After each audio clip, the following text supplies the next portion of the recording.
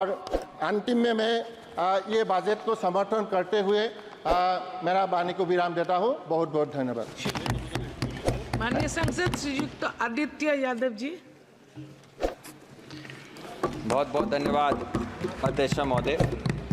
सर्वप्रथम मैं सदन का और मेरे निर्वाचन क्षेत्र बदायूं की जनता का धन्यवाद दूंगा कि संसद में आज मुझे अपनी बात रखने का मौका दिया है। अध्यक्ष महोदय, जहां बजट की चर्चा में मुझे अपनी बात रखने का मौका दिया गया है, वहीं जब वित्त मंत्री जी बजट में अपना बजट पेश कर रही थी, उस समय पे बहुत बड़ी बड़ी बातें किसानों को लेकर कही गई, नौजवानों को लेकर कही गई, महिलाओं के लिए कही गई। लेकिन सच्चाई तो ये है कि जहां हमारा देश कृषि प्रधान देश है, 60% से ज़्यादा आबादी किसानी में आज है, वहीं जब सरकार किसानों की बात करती है तो हम सभी को और किसानों को भी याद आता है कि जब प्रधानमंत्री जी ने किसानों की 2014 में आय दुगनी करने की बात कही थी, आज हम कहां खड़े हैं। हमने देखा इन 10 सालों में किस तरीके से किसान आंदोलन के जरिए अपनी जो भूतपूर्व मांगे थी,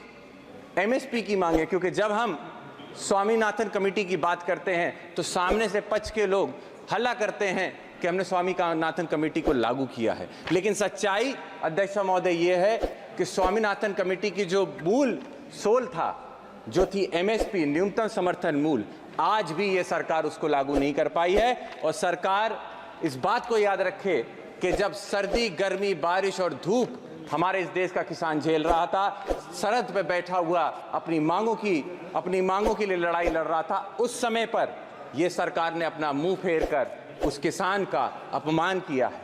हमें याद रखना होगा कि 700 से ज़्यादा किसानों ने जब अपनी जान का बलिदान दिया, उस समय पे ये मौजूदा सरकार ने उनके बलिदान को पहचानने से भी इनकार कर दिया था। याद रखना होगा कि आज भी इस प्रदेश, इस देश के किसी ना किसी कोने में कोई 800 वो परिवार हैं जिन्होंने अपने मुखिया को खोया है। उन बच्चों के बारे में सोचिए जिस किसान के बच्चों को पढ़ाने के लिए, शिक्षा के लिए वो मजदूरी करता था, खेत में अपनी मेहनत मजदूरी करता था। आज उस परिवार का भविष्य क्या है। मैं आपके माध्यम से अध्यक्ष महोदय पूछना चाहता हूं कि मेरे निर्वाचन क्षेत्र में बदायूं जिस क्षेत्र से आता हूं, वहां पे आज के समय पे सिंचाई को लेकर बहुत बड़ी समस्या है। जहां बदायूं के पास 2 नदियां बहती हैं, लेकिन उसके बाद भी उन नदियों से सिंचाई के लिए कोई भी कनेक्टिविटी नहीं है। मैं आपके माध्यम से सरकार से अनुरोध करना चाहता हूं कि आने वाले समय में उन किसानों के लिए सिंचाई के लिए क्या हम लोगों ने प्रावधान किए हैं। अध्यक्षता महोदय, मैं आपके माध्यम से सरकार को बताना चाहता हूं कि इस समय मेरे लोकसभा क्षेत्र के अंदर सारे किसान ट्यूबवेल के ऊपर निर्भर हैं, और इस समय पे बिजली की ये स्थिति है कि गांव के अंदर 10-10, 15-15 दिन तक हम बिजली नहीं आपूर्ति दे पा रहे हैं। सरकार की तरफ से जिस समय पे एक सर्वे किया गया था, उन्हीं के अधिकारियों ने बताया कि जहां पर 56 सब स्टेशन हैं हमारे यहाँ बिजली के, वहीं कम से कम 33 सब स्टेशन और होने चाहिए।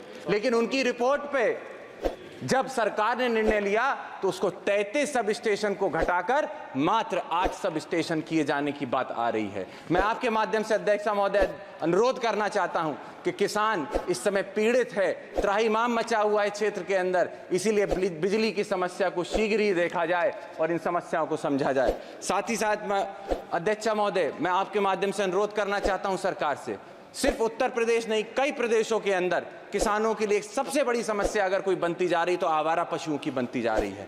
जहां किसान और उसके परिवार को दिन दिन भर इस चरकती धूप में खेती करनी होती है अपनी फसल के लिए, अपनी फसल की उपजाऊ दाम के लिए खेतों में मेहनत करता है, वहीं वो रात रात भर जाग कर अपनी फसल की रखवाली उन आवारा पशुओं से करता है। वही आवारा पशु जब रात में खेत चर जाते हैं तो किसान का नुकसान होता है, और वही आवारा पशु जब सड़क पे जाता है तो किसी ना किसी नौजवान की या महिला की जान लेने का काम करता है। अध्यक्ष महोदय, मैं आपके माध्यम से अनुरोध करूंगा सरकार से कि जहां आप किसानों की बात करती हैं, मैडम मेरी फर्स्ट टाइम स्पीच है, बस 2 मिनट और दे दो। 2 मिनट मैं आपके माध्यम से अनुरोध करना चाहता हूं अध्यक्ष महोदय कि जहां किसानों की बात की जाती है, वहीं किसान सम्मान निधि को देखकर सरकार अपनी पीठ थपथपाती है। मैं आपको बताना चाहूंगा कि आंकड़े कहते हैं कि रूरल सेक्टर के अंदर जहां पे खरीद की क्षमता घटती जा रही है, निश्चित तौर पे हमें समझना होगा कि किसान सम्मान निधि किसी काम की नहीं है। अध्यक्षा महोदय, मैं यूथ को, नौजवानों को नेतृत्व करता हूं,